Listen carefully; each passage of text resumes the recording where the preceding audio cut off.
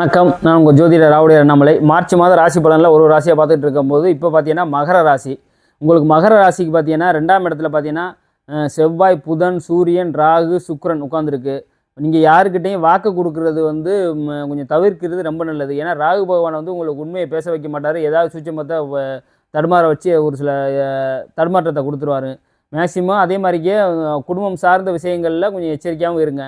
அதே மாதிரியே ஒரு இடம் சார்ந்த விஷயங்கள் தான் முதலீடு பண்ணுறது, இடம் வாங்குறது, விற்கிறது, இந்த மாதிரி பண்ணுறவங்களுக்கு இது வந்து இந்த காலகட்டம் நல்ல காலகட்டமாக இருக்கும். அதை தாண்டி மேக்ஸிமம் அவங்க இந்த ரியல் எஸ்டேட் பண்ணுறவங்களுக்குலாம் பார்த்தீங்கன்னா பொய் சொல்லி தான் ஆகணும். அப்படி பொய் சொல்லி சேல்ஸ் பண்ணணும் அப்படின்னு நினைக்கும் போது நல்ல ஒரு வளர்ச்சியை கொடுக்கும்.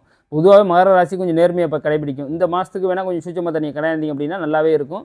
2ஆம் இடத்துல இந்த கிரகங்கள் 5 கிரகங்கள் உட்காந்துருக்கு. அதே மாதிரிக்கே சனி பகவான் 3ல் உட்காந்துருக்காரு. உங்களுக்கு 2ஆம் அதிபதி 3ல் போய் இருக்கும்போது நீங்கள் பண்ணுற முயற்சிலாம் கண்டிப்பாக வந்து இந்த செவ்வாய் திசையோ, புதன் திசையோ, சூரிய திசையோ, ராகு திசையோ, சுக்கிர திசையோ, இல்லை அதோட புத்தியோ, அந்தரமோ எது போனாலுமே உங்களுக்கு வந்து ஒரு பண்ணுற முயற்சியில் கொஞ்சம் பலிதம் கொடுக்குற வேலையை செய்யும். அதே மாதிரிக்கே பார்த்தீங்கன்னா உங்களுக்கு பார்த்தீங்கன்னா 6ஆம் இடத்துல குரு பகவான் இருக்கார். பணம் சார்ந்த விஷயத்தில் கொஞ்சம் கவனமாக இருங்க.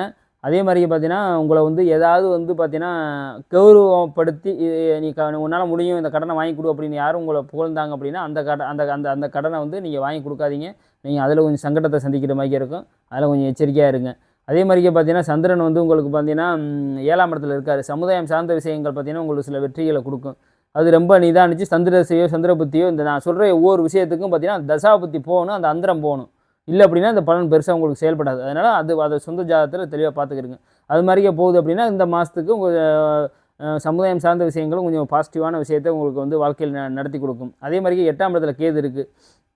கேது திசையோ, கேது புத்தியோ, கேதோட அந்தரமாக போயிட்டுருக்கவங்க வண்டி வாகனத்தில் ரொம்ப எச்சரிக்கையாக போங்க. இந்த காலகட்டத்தில் விபத்து சார்ந்த விஷயத்தில் கொஞ்சம் எச்சரிக்கையாக இருக்கிறது ரொம்ப நல்லது. அப்படி இல்லை அப்படின்னா விபத்து சந்திச்சிங்கனாலும் அது பெரிய லெவலில் கொஞ்சம் சந்திச்சு விட்டுரும், பார்த்துக்கிருங்க. அது என்ன அதாவது பேசுகிறனாலே சண்டையெல்லாம் வந்து பெரிய கரைச்சல் உருவாகிற வேலையெல்லாம் பண்ணும். அதனால் கொஞ்சம் எச்சரிக்கையாக இருக்கிறது வந்து இந்த கேது புத்தி போகிறவங்க பார்த்தீங்கன்னா கொஞ்சம் நல்லா எச்சரிக்கையாக இருக்கிறது ரொம்ப நல்லது.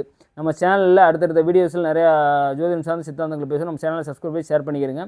மார்ச் 1ஆம் தேதியிலேருந்து இரவு 8 மணிலேருந்து 9 மணிக்கு லைவில் வர்றேன். நீங்கள் என்னோடய ஃபோன் நம்பரை கான்டெக்ட் பண்ணி ஜோதிடம் சார்ந்த சந்தேகங்கள் கேட்டுக்கிறங்க. ஒரு கொஸ்டினுக்கு 50 ரூபா. நீங்கள் உங்கள் டேட் ஆஃப் பர்த் டயத்தை கொடுத்து ஜாதகம் பார்த்துக்கலாம். நம்ம சேனலை சப்ஸ்கிரைப் ஷேர் பண்ணிக்கிறங்க. நன்றி, வணக்கம்.